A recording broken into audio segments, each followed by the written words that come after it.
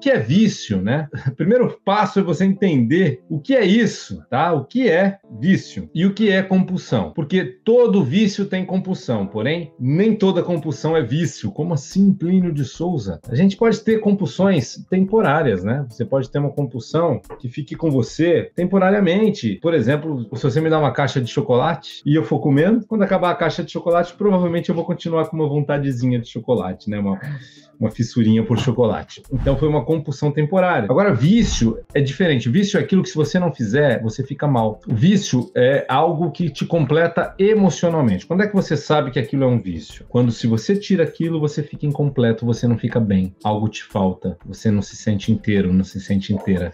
Tem algo faltando. Então, a gente pode entender que grande chance disso ser um vício. Vício é uma estrutura emocional, é uma estrutura profunda. O elemento, o objeto do vício pode ser o álcool, pode ser a comida, pode ser atividade física em excesso. A pessoa, se não faz atividade física, fica emocionalmente mal, pode crer que aquilo está ajudando a tapar o buraco do vício, a estruturar emocionalmente. Existe, então, algo por baixo, existe um buraco, um vazio, que é a estrutura emocional do vício. Todo vício tem compulsão. A compulsão, ela é o gesto em direção ao objeto do vício. Ela é o comportamento que fica automático depois de um tempo. De tanto você repetir, ele fica automático. No entanto, tudo surge numa estrutura emocional mais profunda, num buraco, num vazio emocional que a pessoa busca preencher com comida, preencher com bebida, preencher com atividade física em excesso, com jogo, com adrenalina. São inas, né? A endorfina da atividade física em excesso, a endorfina te equilibra. A serotonina liberada pelo açúcar, para quem come muito doce ou muita massa, que também libera glicose no sangue, acaba liberando serotonina. Então, mesmo a compulsão alimentar, de certa maneira, ela é uma dependência química, né? Porque ela acaba ficando ali dependente daquela serotonina extra liberada pelo açúcar. Então, vamos entender o seguinte: existe a dependência química e existe a dependência emocional. Um alcoólatra que se torna um dependente químico, ele se tornou um dependente químico como consequência da sua dependência emocional. Uma pessoa que é dependente de cocaína,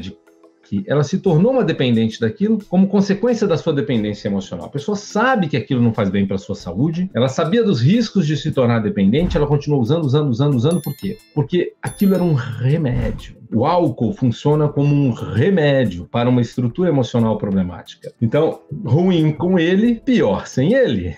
Por que o alcoólatra não quer admitir que é alcoólatra? Porque ele sabe que se ele parar de beber, emocionalmente ele vai ficar mal. Ele vai ser jogado à sua incompletude. Ele vai se sentir incompleto, no vazio, no buraco. E vai ficar, portanto, na dor. Ele vai ser jogado à sua situação de quebrado emocionalmente, de incompletude. Então, ele sabe que aquilo vai destruir a sua saúde, sabe que atrapalha em um monte de aspectos, mas emocionalmente o equilibra. No caso do alcoólatra, equilibra principalmente em relação à timidez, né? Os alcoólatras são pessoas que precisavam do álcool para relaxar. Então, o alcoólatra, com a sua tensão, né, naturalmente é uma pessoa sensível, tímida e bebe para se soltar, e aí sempre bebendo para se soltar, chega uma fase que fica encharcado de tanta bebida. Se encharca de bebida. E aí as células se reorganizam para quimicamente lidar com aquele excesso daquela informação química, então a célula se reorganiza. E aí, ao se reorganizar, quando você tira o álcool, ela se organizou durante anos de uso do álcool, então ela pede mais álcool,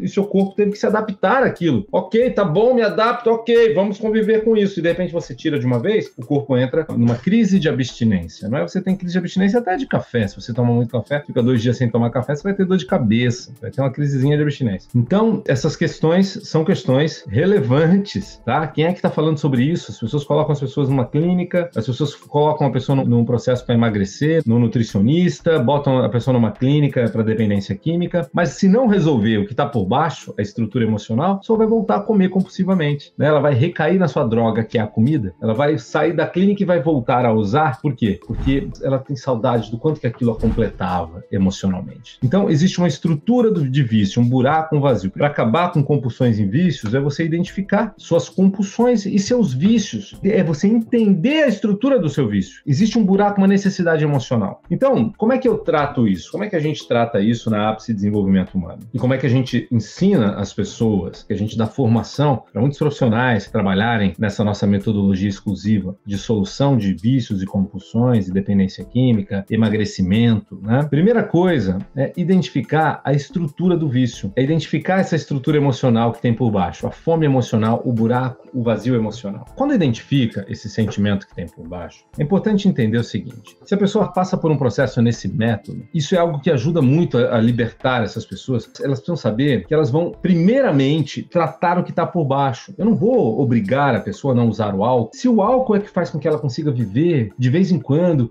e se desestressar, e de vez em quando se conectar com as pessoas e ser feliz, se a comida é que faz ela se sentir num momento de amor e carinho tão grande com ela, por exemplo, eu não vou tirar a comida, eu não vou tirar o álcool. O que eu vou primeiro trabalhar é a estrutura emocional profunda, é o buraco emocional que faz com que a pessoa precise emocionalmente. Por quê? Porque quando a pessoa não precisa mais emocionalmente daquele remédio, é muito mais fácil ela agora escolher uma nova alimentação para alcançar um objetivo, uma meta. É muito mais fácil ele escolher parar de beber. Por quê? Porque agora eu posso parar de beber me sentindo seguro, naturalmente confiante, naturalmente sociável e não travado sem a bebida. Eu posso parar com a...